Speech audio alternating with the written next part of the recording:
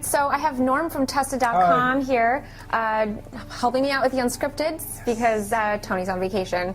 Much deserved, I think. Yeah, oh yeah. Totally. Yeah.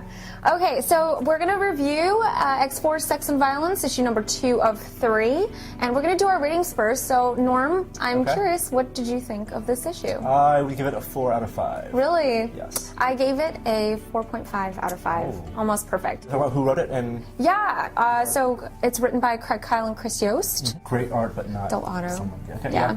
It's Gabriel Del Otto. Yes. And it's really fantastic. I love the artwork here. Yeah, I do too. So if you haven't read the first arc for story, it's X-Force. X-Force is now different. It's not like the team that X-Force we knew is different after Second Coming. Right. So this kind of concludes the first X-Force series. Yeah.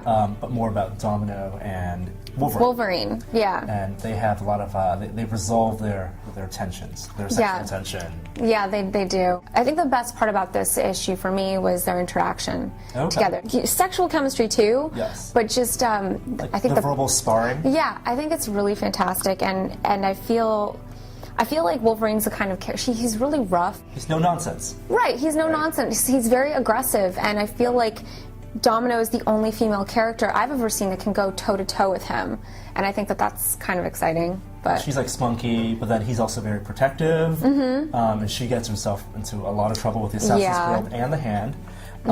So in this issue, it starts off, last issue was a cliffhanger. They were being attacked, and she had lied to him about some money issues. So what I love was the violence part. This is Wolverine letting loose, and you know, it says explicit content because there is explicit violence. It's extremely graphic. Like, you know, when you watch a movie like X2, right, and Wolverine, you know, he gets berserker rage, and you know, he slashes. You really don't see, like, you know, if he has real sharp adamantium claws, he's gonna cut through people like butter, and you never really see that. You never see that. Here, people are like butter. Here's the thing. I don't know if you've seen or if you've read Old Man Logan. Yep. Okay. Did you like it? Well, it's Mark Miller, so it was a. I did not like it. Okay, I didn't like it either. Okay. But it's pretty graphic. Yeah. And I'm not crazy about Millar's interpretation of Wolverine in that series, or, well, anyway. But here, it's just as graphic. I'd say it's equally as graphic as a book like Old Man Logan. But here, I like it so much more. It's just executed a lot.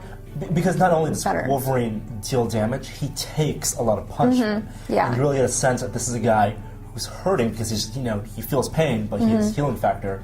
So you see bullets like fly through him. You see like the blade right in his chest. Yeah. And he has to fight through that. Like, he still screams when he gets hurt, but he can fight through it because he's like the toughest guy. I love. I think it was Bushwhacker that comes in. So there's a little bit of, we won't spoil too much, but I think one of the reasons we both liked this was because the end is kind of like a cool build-up, and they bring in a lot of these supervillains and to try to capture Wolverine and Domino, and they're kind of like B, C villains, but when they come together, you know, it's cool to anticipate that. Yeah, absolutely. I think it's a really great book, and if you're not reading, I think you should be. Oh yeah, it's only 3. It's only 3. Exactly. If you haven't been reading it, pick up the first one and pick up this one. It's gonna be $12 total. The reason I gave it a 4 or 5 is because I thought it kind of sagged a little bit in the middle. I mean, you don't get the full build. I feel like I'm waiting for issue 3. Right. And some of the dialogue, like the whole bit about where Domino like says like, "Oh, now can we kill now because you said those words?" Right? It was a little bit immature. It was a little bit cheesy. She could. Why would she say that in the middle of a huge fight?